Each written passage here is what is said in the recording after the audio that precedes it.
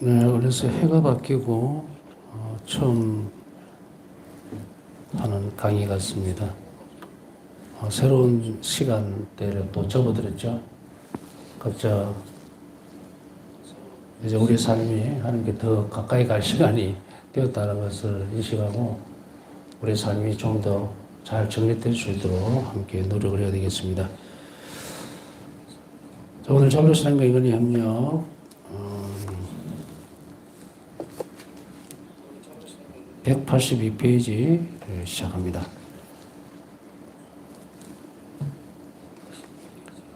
새해 들어서 첫 강의가 아주 중요한 부분을 차지를 하고 있는 것 같습니다. 자, 협력의 한 형태인 기도.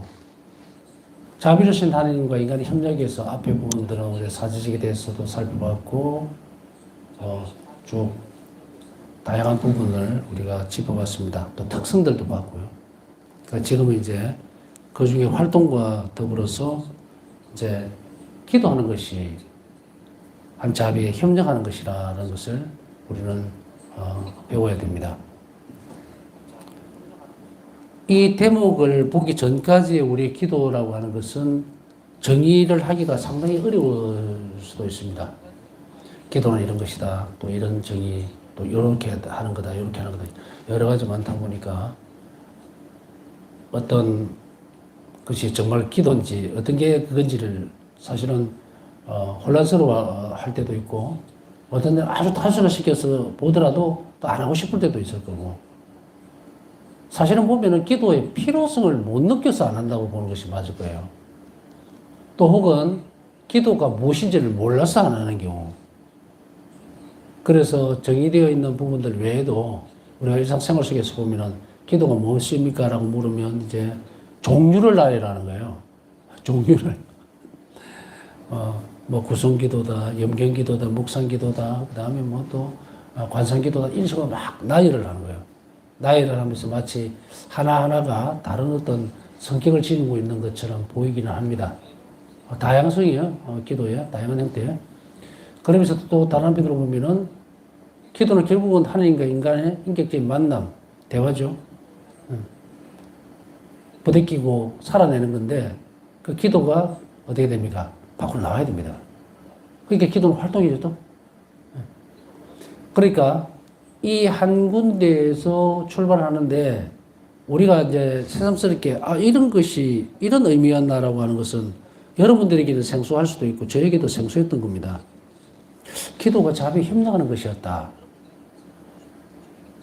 우리 교리를 이제 본도시 할 때도 가르친다고 막 이렇게 교리서를 어떤 데 만들기도 하고 참고를 하기도 하고 기존적으로 나와 있는 거 거기서 이렇게 정의를 막 내려다 보면은 정말 기도의 필요성에 대한 부분들 다시 이게 기도는 호흡과 같다 쉽게 얘기하면 숨을 안 쉬면은 죽죠. 그리스도인이 기도를 안 하면 죽은 사람이에요. 단절된 상태.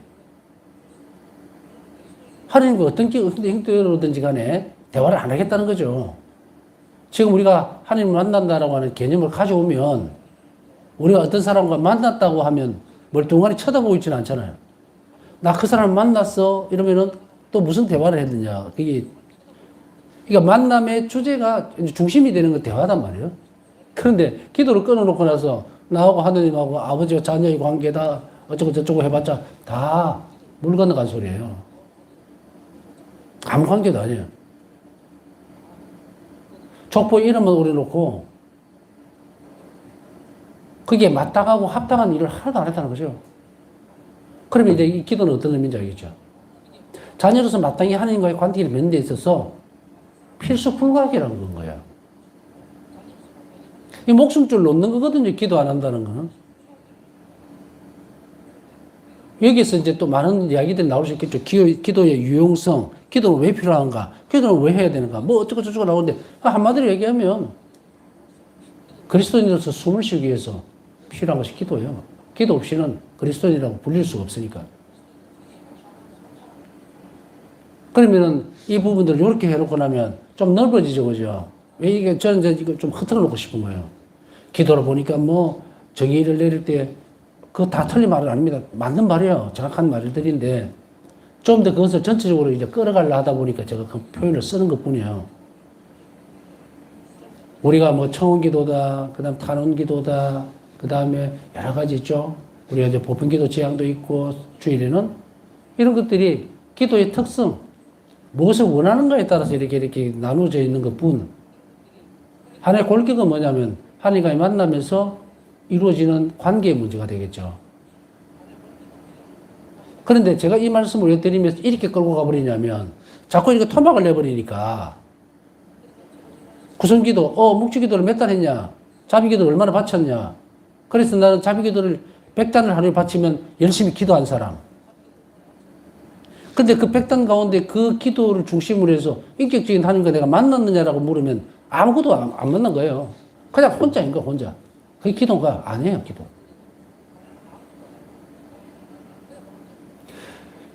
봉헌하는 사람이 있으면 받아주는 주체가 있어야 되겠죠. 어떤 분이 내 기도를 받는지에 대해서 생각도 없고 알지도 못하는데 어디다가 그걸 하고 있었느냐는 거죠.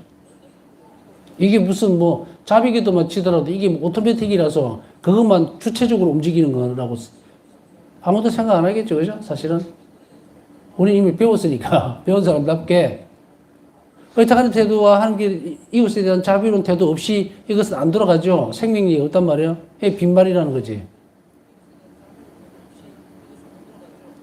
이 관계 문제가 이렇게 되어 있으니까 그 다음 문제를 제기하기가 훨씬 좀 수월하지 않을까라는 생각입니다. 여러분 기도를 할 줄 아십니까? 라고 물었을 때에 아까 같은 그런 걸 끌어오면 안 된다는 이야기예요. 제가 이제 어떤 신자들에게 기도를 하세요라고 물었을 때는 내적인 관계를 얘기하는 거예요. 하나님과의 관계를 맺고 있느냐를 물어보는 거예요. 관계가 맺고 있으면 수없이 많은 다양한 부분들이 있겠죠. 그게 구성기도가 됐든 묵상기도가 됐든 그게 전부 다 하나님께 향하는 거잖아요. 그럼 하느님이라는 존재 자체에 대한 인식을 뚜렷하게 가지고서 사랑으로 하고 있는지 안 하고 있는 문제라는 이야기예요. 내가 기도를 바치고 있습니다. 기도를 잘 합니다. 꾸준하게 합니다라고 했을 때는 전제되는 것이 하나님께 대한 사랑을 가지고 했느냐 안 했느냐의 문제를 묻는 거지 단수를 몇백 단을 했다, 몇천 단을 했다, 어떤 아주 뭐 대단한 크리스마나 어떤 환시, 뭐 계시를 받았다. 이런 자잘한 부분들은 싹 사라져야 된다는 얘기예요. 이거 필요 없어요. 하느님이 당신 자신을 드러내시는데 꼭 기적을 일으킬 필요가 있을까? 내가 믿음으로 그분을 만난다면 우리가 이제 인간관계 속에서 가족관계에서 보세요. 여러분들이 아버지를 만날 때, 부모님을 만날 때, 어머니를 만날 때 당신 내 어머니 맞습니까? 하고 매번 물어봅니까? 우리 아버지 맞습니까? 하고 물어봅니까? 표시를 해보세요. 내가 믿게 이렇게 맨날 하지 않죠? 사랑 안에서 자란 사람은 그죠? 부모와 자식 간의 관계가 형성되어 있는 정상적인 상태라면 제가 금방 말씀드렸던 그 내용이 다 필요 없어요. 생략돼 버렸죠. 다 녹아 들어가 있다고. 또 우리가 하나님께 드리는 기도가 이렇게 되지 않으면 사랑으로 바쳐지지 않으면 정말 추풍낙엽까지 안 올라갑니다. 다 떨어져 버리지. 그랬을 때에 제가 이제 물어본다는 그 말은 그 말이에요. 인격적인 하나님 안에서 그분과 만나고 있습니까? 이 말이에요. 그러면 이제 이런 질문을 하게 됐죠. 어떻게 기도를 하면 그렇게 만날 수 있습니까? 저는 묵주기도를 내 바치고 마음을 모은다 하더라도 항상 분심 속에 있고, 가장 기본적인 내가 누구에게 바치고 있는지도 기억이 잘 안 날 만큼 혼란스러운 상태에서 그냥 입으로만 중얼중얼 하네. 그래도 그 타이틀은 보면 염경기도예요. 그죠? 구성기도. 그럼 그 구성기도라는 기도가 아까 얘기했듯이 인격적인 하나님과의 관계를 맺는 것인데 다 잘라져 버리네요. 몇십 년 동안 열심히 묵주기도 바쳐도 성모님에 대한 신심이 하나도 없어. 그저 좋은 분으로만 인식을 하는. 말이 안 되죠. 그래서 아까 인간관계 속에서 한번 추론해서 한번 보라 이거예요. 여러분들의 부모나 아니면 사랑하는 사람에 대해서 얘기를 할 때 말이 얼마나 많아요. 관계가 깊을수록 말도 많고 막 자랑거리도 많고 많은데 관계가 소원해져 있는 상태에서는 아무것도 몰라요. 할 말이 없어. 그러니까 이제 어떤 부분이 되어지느냐면, 아이고, 하나님 아버지, 이래놓고는 그 다음에 할 말이 없어요. 관계를 맺어본 적이 없으니까. 그럼 그 시간에 어떻게 돼요? 딴 데 가죠. 이걸 제대로 정립을 하지 않으면은 이게 어디까지 넘어가느냐면 기도 생활에서만 넘어가는 게 아니라 우리의 미사 전략에서도 드러나요. 늘 귀가 따갑도록 어떻게 보면 들었을지 모르겠지만 성당 안에 와서 계속 신문을 강론하고 있는데 주부지 뒤적거리고 핸드폰 들여다보고 이게 왜 왔는지 몰라. 왜 왔는데. 주부지 들고 집에 가지고 왜 거기 앉아있냐고. 핸드폰 들고 밖에 나가지고 뭐 하려고 거기 있냐고. 그러나 나무를 흘리고 하는 게 아니고 모르기 때문이라는 걸 얘기하고 싶은 거예요. 이제 알아갑시다 이 말이에요. 알아갑시다. 태도가 바뀌겠죠. 저는 그걸 기대하고 있고 좀 더디지만 천천히 이제 새해를 맞아서 여러분들이 하나님과 인격적인 관계를 맺기 위해서 첫 출발로 삼아야 되는 것이 기도예요. 근데 아까 얘기했듯이 자 기도를 봅시다 이래가 들어가면 그게 도대체가 나 하고 있는데 뭐 하고 있느냐 목적에도 바치는데 나 최소한 뭐 자비기도 5단을 바치는데 그게 끝이에요. 그래서 제가 숨결이라는 이야기를 쓴 거예요. 목적에도 5단 바치는데 15분 걸렸다. 15분 동안만 숨을 쉬고 그 다음에 안 쉬겠다는 이야기 아니에요. 떠나 있다는 이야기겠죠. 이제 이것을 이제 의미의 문제를 가지고 들어갈 거예요. 싹 들어가면 정말로 이게 기도하는 거구나. 이게 사랑으로. 그러려면 이 기도를 잘하기 위해서는 무엇을 해야 될까? 기도를 잘하기 위해서는 사랑을 가지고 있어야 돼요. 아무리 짧은 기도가 됐든 아니면 아주 긴 기도가 됐든 그 안에 항상 품어야 되는 것은 사랑이다. 그러면 우리가 이렇게 볼 수 있겠죠. 하느님에 대한 사랑을 키우기 위해서 뭘 어떻게 해야 될 것인가? 아무런 행위 없이 사랑이 자라지 않죠. 그래서 우리는 뭘 가르칩니까? 지성적인 노력, 활동, 개입이 돼야 되겠죠. 자비를 계속 베풀고 그 다음 또 뭐야? 묵상해야죠. 하나님 얼마나 인간을 사랑하셨는가에 대해서 그래야 잘하니까. 이것을 자꾸 모아서 그 위에 기도가 올라가면 가치가 있어진단 말이에요. 가치가 있어지는 기도는 항상 뭡니까? 하나님이 관계를 맺으시려고 그래요. 그럼 인격적으로 그분을 만나겠죠? 이렇게 될 때 우리는 기도를 드렸다라고 얘기하는 거예요. 항상 제가 묵상하지만 사람들에게도 가르치거나 강조하고 싶은 아마 몇 번 들었을 거예요. 가장 작은 일을 가장 큰 사랑으로 하십시오. 누구에 대한 사랑으로? 예수님께 대한 사랑으로. 하나님께 대한 사랑으로. 그 작은 일이 은총을 끌어오니까 은총이 우리 안에서 자라면 어떻게 돼요? 그 자리를 잡으면 사랑이 자라겠죠? 그 사랑을 품은 마음으로 기도하라 이 말이에요. 그래야 관계가 맺어진다고. 자, 이제 요까지만 이제 헤드라인으로 쫙 풀었으니까 이제 들어가 봅시다. 들어가 보면 저는 이제 어떤 생각이 가졌었느냐면, 베드로 사도가 예수님께 청을 하죠. 사도들이. 주님, 보니까 예수님은 항상 기도하시는 것 같아요. 근데 저에게 기도하는 걸 가르쳐 주십시오라고 얘기하죠. 여기서 이제 물음표가 딱 생기는 거예요. 유다인들은 참 기도 많이 합니다. 그런데 왜 기도를 많이 열심히 바치는 이 유다인들이 마치도 아무것도 모르는 사람처럼 묻잖아요. 예수님께. 저에게 가르쳐 주십시오. 어떻게 기도하는 게 맞습니까? 자, 요거를 이제 제가 이렇게 옮겨온 거예요. 여러분들이 기도를 생으로 안 하기 때문에 이렇게 한 게 아니라 하고 있는데 질문을 해야 돼, 이제. 다시 돌아봐야 된다. 정말로 기도를 하는 게 뭡니까? 이거예요. 제자들이 예수님께 여쭈었던 그 말을 이제 여러분들은 지금 여기 예수님께 물어봐야 돼요. 어떻게 기도해야 되겠습니까? 그거를 지금 얘기하는 거예요.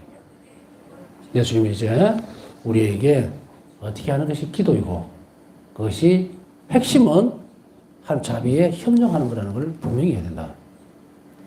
여러분들 이제 묵주 기도를 바치고 어떤 자비 기도를 바치는 또 자신이 묵상 기도를 하던 그 기도의 초점이 뭐다? 단지 필요한 내 자신의 자아성찰이나 실현이 아니라 하는 자비에 대한 인간의 협력이라는 거예요. 협력. 기도는 반응이에요. 하나님께서 이루 놓으신 것에 대해서 감사드리고 영광을 돌리는 그 과정이거든요. 알아주는 거예요.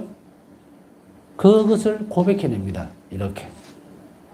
베풀어진 자비에 대해서 협력하는 거예요. 그리고 어떻게 됩니까? 항상 제가 쓰던 단어 있죠? 존재시키는 거예요. 자비가 실제화된다. 이게 협력이에요. 약속에서 존재시켜버려야 돼요. 그렇게 하기 위해서는 뭐가 필요하다? 기도가 반드시 필요한 거예요. 기도를 빼면은 안 된다. 자, 이제 기도를, 이제 단어를 정리를 하면 이제 바뀌었죠? 아, 내가 묵주 기도를 바쳤다. 자비 기도를 바쳤다. 이게 한 자비 협력하는 거거든요. 자비 협력하기 때문에 안에 뭐가 있어야 돼요? 사랑이 있어야 한다. 그것을 활동으로 키워나가야 돼요. 또 내적 성찰을 통해서 키워나가야 된다. 이런 노력들이 어디로 가야 된다? 기도로 들어가야 돼요. 그러면 이제 광범위해져 버렸죠? 뭐 묵주기도다, 무슨 기도다, 무슨 기도다 자르는 게 아니라 이 전체가 하나로 협력하는 과정이다. 방법이다. 이렇게 되면 통일 딱 돼버려요. 자, 이제 한번 들어가 볼게요. 기도는 인간 본연의 모습 가운데 하나로 하나님과 협력하는 중요한 방식이기도 하다. 인간 본연의 모습 가운데 하나다. 모습 가운데 하나다. 기도하는 형태다.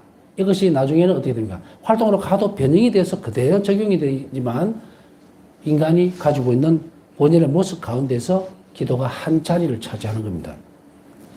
그러나 이 협력이 열매를 맺기 위해서는 기도가 올바르게 이루어져야 한다. 제가 이렇게 설명을 했잖아요. 기도가 올바르게 이루어져야 돼요. 올바르게 이루어지는 방법을 아까 말씀을 드렸습니다. 왜 자꾸 본문으로 안 들어가고 이야기부터 먼저 할까?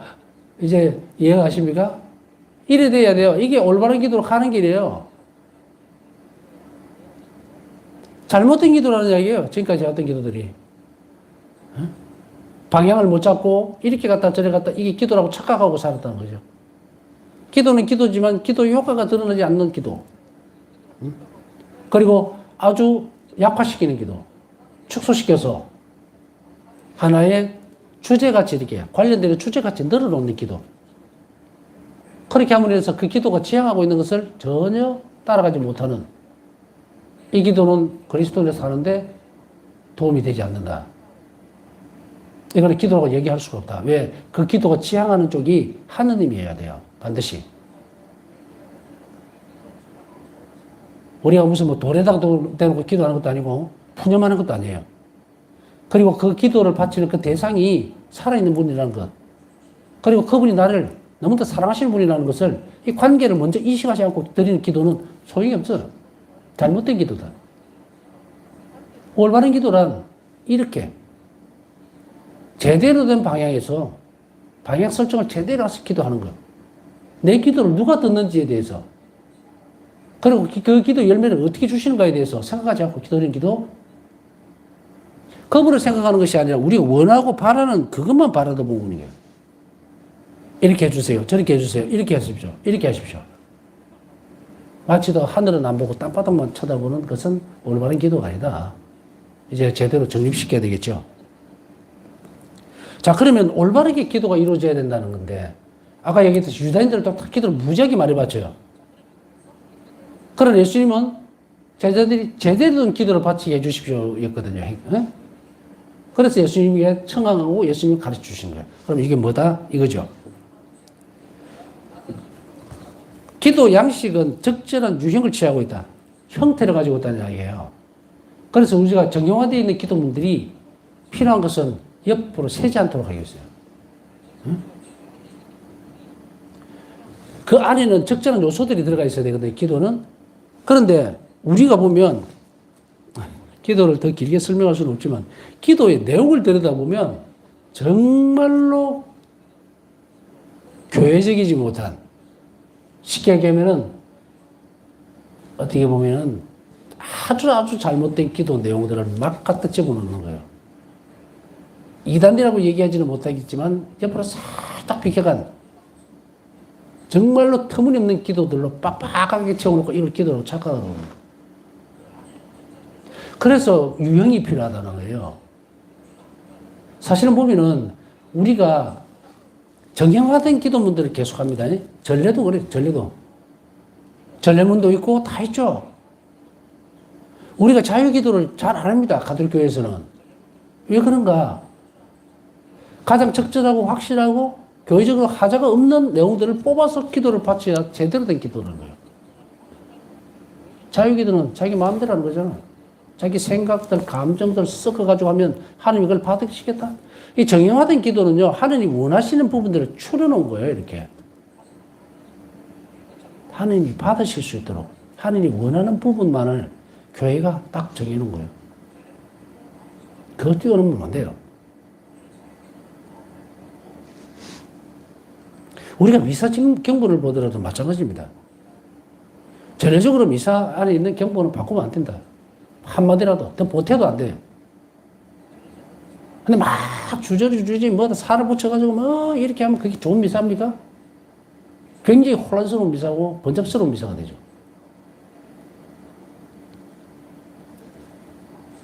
교회가 오랜 시간 동안을 변형시키자고 그대로 간 건 딱 한 가지예요. 하나님이 그것을 절개 받으신다는 거예요. 그걸 벗어나면 무슨 소용이 있습니까? 내가 하나님이라서 내가 마음대로 만들 수 있는 거 아니잖아. 절대적인 하나님이 원하시는 것만 딱 그대로 하기도 정말 버거운 세상인데 뭘 거기다 살아붙여갖고 막 옆으로 가다가 딴 데로 새버려요. 정형하고 올바로 된 기도문들, 하나님 뜻에서 어긋나지 않는 기도들, 그걸 배워야 한다. 그래서 이렇게 하기 위해서는 분명히 정형화된 것이 있어야 되는데, 그러면 누군가가 무언가를 올바르게 하기 위해서는 확실히 모델이 있어야 되겠죠. 모델이나 전형적인 어떤 틀이 있어야 돼요. 그것을 우리는 어떻게 봐야 될 건가? 분명히 우리 일한 이상은 예수 그리스도이시다. 그래서 앞에 설명드렸듯이 제자들이 주님께 가서 예수님, 우리에게 기도를 가르쳐 주십시오. 이제 아버지 자녀로서 기도하고 싶다. 이 말이죠. 완전히 신분이 바뀌어버린 다음, 예.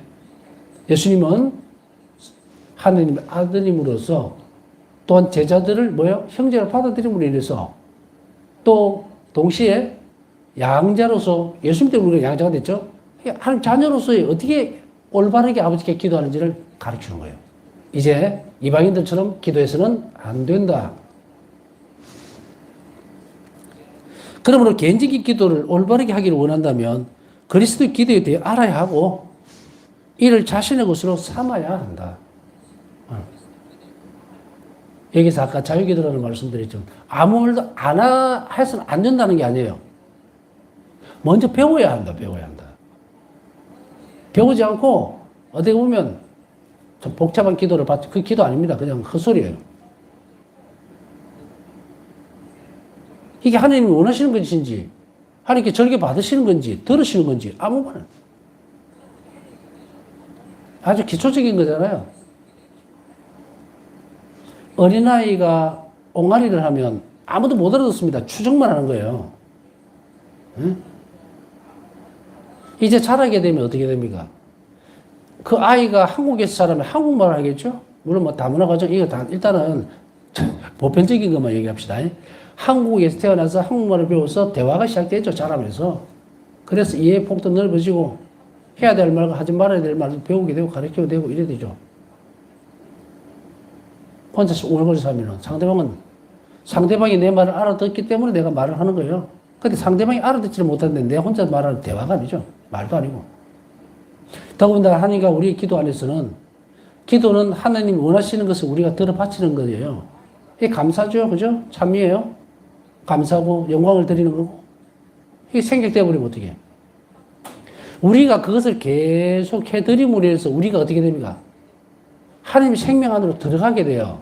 다른 걸 선택하면은 없습니다. 그래 우리는 기도는 어디 방향으로 가야 되냐면 하나님이 원하시고 가르쳐 준 쪽으로 가야 돼요. 간혹 가다가 정말 엉뚱한 하는 사람들이 많죠. 막 지 마음대로가 지 기도로 만들어가 하나님 원하시는 기도라고 착각하는 정신 나간 사람이 늘렸어요. 절대로 들을 필요 없다. 마치도 이걸 하면은 뭔가가 잘못된 듯이 혹은 이거 하면 조금 효과가 떨어지는 듯이. 자, 뒤에 부분은 자신의 것으로 삼아야 한다는 것은 이제 정형화된 하나님 뭘 원하시는지를 분명히 알고 드리는 기도이기 때문에 그것은 자신의 삶이 그쪽으로 녹아 들어갈 수 있죠. 저녁 기도, 이런, 이제 정형화된 기도에 몇 가지 예들은 있습니다. 여러분들이 이제 평시도 살아가면서 아침, 저녁 기도 있죠? 조만간 정형화된 기도죠? 가톨릭 기도서 보면 정형화된 기도들이 있죠? 그것을 제시해주는 이유는 인간적으로 개인적으로 드리는 기도보다 교회가 정해준 기도가 뭐다? 가장 은총이 풍부하게 내린다. 그래서 제시해주는 거예요. 자, 이것을 틀을 놓고 이제 그리스도의 기도를 봐야 됩니다. 예수 그리스도께서는 어떻게 기도하셨는가? 복음서에서 그리스도께서는 우리에게 기도를 가르쳐 주셨을 뿐 아니라 친히 기도하셨다. 저도 이제 여기서 사람들에게 가르치기도 하고 함께 하기도 하지만 가장 중요한 요소는 저하고 같이 기도하는 거예요. 기도하세요 해놓고 나는 안 하는 게 아니고 어떻게 하면 더 많은 기도들을 나눌 수 있을까가 가장 중요한 초점이 되죠. 제가 기억이 나는 부분이 한 부분이 있는데 옛날에는 이제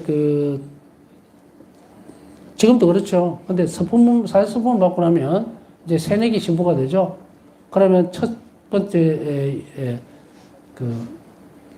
사제스품을 받고 나면 바로 제일 먼저 이제 선배 신부님들을 방문을 하는데 첫 번째 방문을 해야 되는 것이 주교님이죠. 언대한 주교님. 그래서 이갑 주교님에게 우리는 스품을 받았고 최재선 주교님이 이제 은퇴를 하시고 계셨기 때문에 우리가 거기서 갑니다. 가는데 가서 처음에는 좀 의아해 했어요. 왜냐면은 이제 소문은 들었죠. 주교님한테 가면 무조건 묵주기도 한다. 그때는 이 묵주기도를 한다는 것이 시간이 꽤 긴 어떤 지루한 일 중에 하나라고 생각을 한 거예요. 뭐 솔직히 이야기하면. 물론 신학교 때는 이제 묵주기도 바치고 하고 이럴 때도 공동체로 하거나 개인적으로 할 때도 뭐 산책하면서 이렇게 하지. 주교님 앞에 모셔놓고 우르륵 서서 묵주기도 바치고 이거 너무 생소한 건데 다른 말씀은 기억이 안 납니다. 묵주기도만 기억이 나요. 만약에 주교님이 우리한테 내한테 개인적인 체험이야. 내한테 우리가 이야기를 하니까 나는 이렇게 받아들인 거예요. 만일에 뭐 성모님에 대해서 말씀을 하시고 그 다음에 열심히 기도해야 돼. 묵주기도 잘 바쳐야 돼. 그러고 우리를 보러 보냈다면 잊어버렸을 거예요. 그런데 거기에서 이것이 아닐까라고 평생을 가지고 갔던 어떤 한 부분은 뭐냐면 내가 기도하지 않으면서 기도를 가르칠 수 없다. 같이 가자. 그걸 받아들인 거예요. 제가 이만큼 하면서 이렇게 되니까 여러분들 기도하세요. 아니고 기도합시다예요. 왜 제가 강의를 성시간에서 하는 줄 압니까? 왜 하겠어요? 성시간 안에서 이걸 왜 하겠어요? 기도와 공부를 병행하기 위해서다. 상징적인 게 아니고 그래 해야 돼요. 또 두 번째는 성체의 도움을 받아야 합니다. 예수님 도움을 받아야 돼요. 그래야만 이것이 살아서 전달이 돼요. 자, 다시 들어가면 친히 기도하셨다. 그분이 기도에서 주목할 점이 있는데 따로 떨어져 기도하셨다는 점이다. 복음서를 쭉 살펴보면요. 한적한 곳에 새벽에, 이른 새벽에 혹은 깊은 밤에 밤새도록 기도하셨다. 내 기도하니까 다 따라와. 이게 아니고 항상 혼자서 다니셨던 모습들을 우리는 복음서에서 분명히 보고 있습니다. 여기에는 많은 이제 것들이 나올 수 있어요. 예수님의 행동이 공생활 중에 단순한 것은 단 하나도 없습니다. 전부 다 가르치는 거예요. 너희는 이를 해야 한다라는 것을. 모든 모양에 다 묻어납니다. 이렇게 해야 우리가 그리스도인이 돼요. 그분을 닮는다고 하면서 슬쩍 흉내만 낸다? 있을 수 없는 부분이에요. 예수님 활동 전체는 내가 세상에서 가장 본받아야 되는 똑같이 판박이 같이 살아내야만 그분과 하나가 돼요. 그게 어렵다, 힘들다, 고통스럽다, 뭐 어떻게 가능하냐? 그거는 별개의 문제예요. 신앙은 모든 걸 할 수 있어요. 어떤 방식으로 해나가는지는 사람의 처지와 모양과 형태에 따라 다 다르겠지만 분명히 이루어진다. 내가 어떻게 결심하고 보느냐인데 여기에서 분명히 한 것은 그리스도만이 기도의 전형이시다는 거예요. 그러니 여기 있는 것은 내가 그대로 따라갈 결심을 해야 돼요. 저 모든 기도 생활들의 기초들을 내려놓고 여기에 주초들을 쌓아야 돼요. 공생을 시작하시기 전에 그리스도께서는 따로 떨어진 장소로 가셨는데 이는 기도와 단식을 하며 위대한 임무를 준비하시기 위해서였다. 루카복음사가는 자세히 말한다. 예수님께서는 성령으로 가득 차 요르단강에서 돌아오셨다. 그리고 성령에 이끌려 광야로 가시어 40일 동안 악마에게 유혹을 받으셨다.